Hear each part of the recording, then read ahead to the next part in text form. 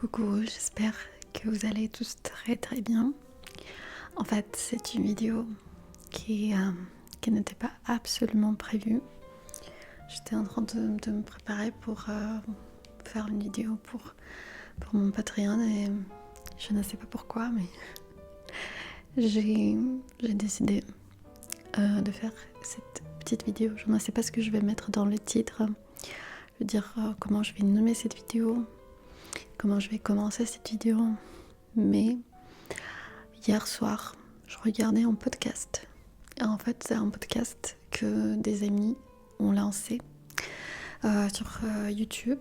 C'est un podcast en arménien. Et mes amis qui ont lancé ce podcast, c'est un couple. Et normalement, ils parlent de leur relation, etc. C'est un couple qui sont ensemble depuis 9 ans, je pense. Depuis 7 ans, et elles sont déjà mariées. Vous me demandez souvent de partager des choses sur l'Arménie ou... Ouais. Et en fait, ce que je vais dire, je ne sais pas si c'est en fait positif ou négatif. Peut-être qu'il ne faut pas le montrer dans le sens positif ou négatif. D'ailleurs, je ne peux pas le montrer dans le sens positif. Pour moi, c'est plutôt négatif. Mais ça m'a montré un tout petit peu la raison pour laquelle, pourquoi je me sentais comme si j'appartiens pas ici. En fait, il y avait une phrase qui m'a fait me souvenir des moments où quand j'étais plus jeune, même à l'école, et qui m'ont choquée et qui me plaisaient pas et qui me dégoûtaient. En fait, ce que j'ai entendu, c'est qu'ils discutaient normalement de la jalousie, des relations d'après-mariage, mais surtout c'était de la jalousie. Et elle discutait en disant que voilà, toi, nos relations, c'est saine et tout, parce que elle dit il y a beaucoup de femmes qui voudraient aussi être à ma place, parce que tu me permets d'avoir un blog. En fait, c'est ça la phrase qui me frappe le plus, c'est le verbe permettre. Elle discutait aussi les photos, ce qu'elle peut poster ou ce qu'elle peut pas poster. Et je me suis dit, mais on est à quel âge? Non, mais je veux dire que ça, c'était quelque chose qui m'énervait quand j'étais à l'école. Et j'avais des amis qui avaient des copains. Et des fois, elle disait, ouais, mais mon copain, elle me permet pas de faire ça, ou il me permet pas de faire cela. Et pour moi, c'est une sorte de contrôle où je voyais comme si c'était des jeunes garçons qui essaient de booster leur confiance, de paraître plus... tu vois, plus important, voilà, moi j'ai le pouvoir de dire à quelqu'un où aller, quoi, avec qui parler, avec qui être ami. En fait, je pense que j'ai un problème avec le verbe permettre, parce que toute ma vie, quand j'entendais tout ça, je me disais mais non, moi je vais pas vivre comme ça. Il n'y a personne qui va me permettre, il n'y a pas un garçon qui va juste comme ça rentrer dans ma vie, et au bout d'un moment elle va me dire non mais Shana, t'as pas le droit de faire ça, t'as pas le droit de communiquer avec ses amis, t'as pas le droit de sortir, t'as pas le droit d'aller au café. Ça veut dire quoi, t'as pas le droit en fait? Je te permets pas de poster cette photo, même si c'est une photo en bikini, mais c'est quoi ça? Non mais tu peux dire en fait la photo elle me plaît pas, ou tu peux parler de tes sentiments, mais dire je te permets pas, ça c'est un peu un truc qu'on peut te dire quand t'es enfant, quand t'es très jeune. Qu'à un certain âge, j'avais une horaire où je devrais rentrer. Genre, je devrais être chez moi à 9h du soir. Et voilà, je respectais. En fait, pour moi, ça, c'était quelque chose que j'essayais de négocier avec ma mère pour rentrer un peu plus tard. Quand j'avais 16 ans, je pense que là, c'était ok. Donc, des fois, je rentrais tard. Le plus important pour ma mère, ce que je devrais avoir, c'était que mon téléphone, il devrait toujours être disponible. Ça veut dire si elle m'appelle, elle devrait savoir où je suis, mais après je la comprends parce que c'est un parent, elle était aussi inquiète. En plus, elle était, dans un sens, elle était seule parce que j'étais élevée par ma mère, hein. Mon père, franchement, zéro contribution, zéro truc. Euh, donc, dans un sens, je comprends toute la responsabilité qu'elle avait sur elle-même ou qu'elle sentait sur elle-même. Et ben voilà. Mais quand même, ma mère, elle m'a permis d'aller toute seule à cet âge-ci à Moscou. Et, et bah, c'est comme ça, hein. Et je suis allée et j'étais toute seule à Moscou. C'est une grande ville. Euh, c'est clairement, ça n'a rien à voir avec Erevan. Ça n'a rien à voir avec Erevan au niveau de la sécurité, au niveau de la vie autour de toi, parce que au niveau des libertés qui existent. Et je pense que j'ai vécu vraiment un moment d'adaptation là-bas, parce que c'était vraiment très très très différent de la société d'où je sortais. Même si je savais où j'allais et je savais comment c'était. Mais bon, pour moi, je vais dire, je vous ai raconté tout ça pour dire que pour moi c'était clair que ma mère elle avait le droit de me dire quelque chose ou de me mettre des règles, mais je comprenais pas pourquoi un garçon de mon âge qui a aussi je sais pas 15 ans, 14 ans, il doit me mettre des règles où je dois aller ou qui doit jouer comme un parent pour moi. Je comprenais absolument pas ça.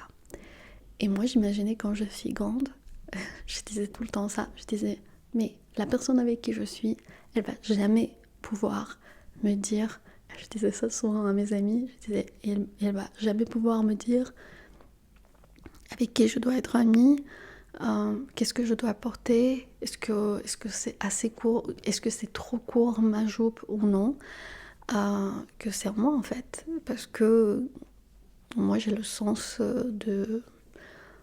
j'ai plus de sens de style que lui. Et ma mère, elle m'a toujours dit que tu peux porter ce que tu veux. Elle m'a dit, en fait, ce qui est important, c'est que ça te va. Voilà, si ça te va, pourquoi pas. Si c'est beau sur toi, bah allez-y. Bien sûr, quand tu vis à Moscou, franchement, il y a pas un problème comme ça. Absolument, ça n'existe pas là-bas. Parce que les gens, ils peuvent porter des choses transparentes dans la rue, hyper courts. Tout le monde s'en fout. En plus, c'est un pays où tout le monde s'en fout. Ça, c'est pas mal changé aussi en Arménie. Parce que là, on parle quand même comme il y a 10 ans et après 10 ans. Je sais pas quel âge elle a, peut-être elle a 32, 33, 34. La question c'est que, mais ça veut dire quoi que à 30 ans, ou même pas à 30 ans, même, je sais pas, quand t'es adulte, qu'il y a quelqu'un qui va te dire, non, pas seulement juste comme son avis, ou si elle le trouve bien ou pas bien, ça ok, on a le droit de donner nos avis sur des événements ou sur des choses. Ah non, mais c'est quoi ça? Comment c'est? Je te permets pas de mettre cette photo, je te permets pas de faire des vidéos, je te permets pas de sortir avec tes amis. D'ailleurs, j'ai eu une situation comme ça avec ma mère. D'ailleurs, elle m'a pas dit je te permets pas, elle m'a dit qu'elle est contre. Une fois, elle m'a dit qu'elle est contre que je sorte avec des amis en boîte de nuit où on avait genre à cette époque sans mon copain. Et moi, j'ai pas aimé ça. Et j'ai dit à ma mère, je te comprends pas. En fait, je comprends pas. Mais pourquoi? Pourquoi, genre, les hommes, ils ont le droit, moi, à mon âge, j'ai pas le droit. Je suis adulte et quand même, je suis allée. Vous voyez? Je veux dire, on peut te dire quelque chose et je peux dire non, mais en fait, moi, je trouve que c'est normal. Et moi, je vais faire comme je souhaite. Parce que c'est mon droit. Parce que c'est comme ça que je veux faire. Et bien sûr, avec mon mari français, j'ai pas un problème comme ça. Je pense que c'est la dernière personne. Je pense pas que ça va même passer par sa tête de me dire je te permets pas. Non, mais ça va pas passer en fait. Je ne sais pas, peut-être que j'ai grandi un peu différemment. Peut-être les hommes dans ma famille, c'était différent. Je peux pas dire en fait qu'est-ce qui m'a fait devenir comme ça. Peut-être il y avait eu aussi un peu de mon caractère à moi, parce que j'ai certainement pas une caractère soumise.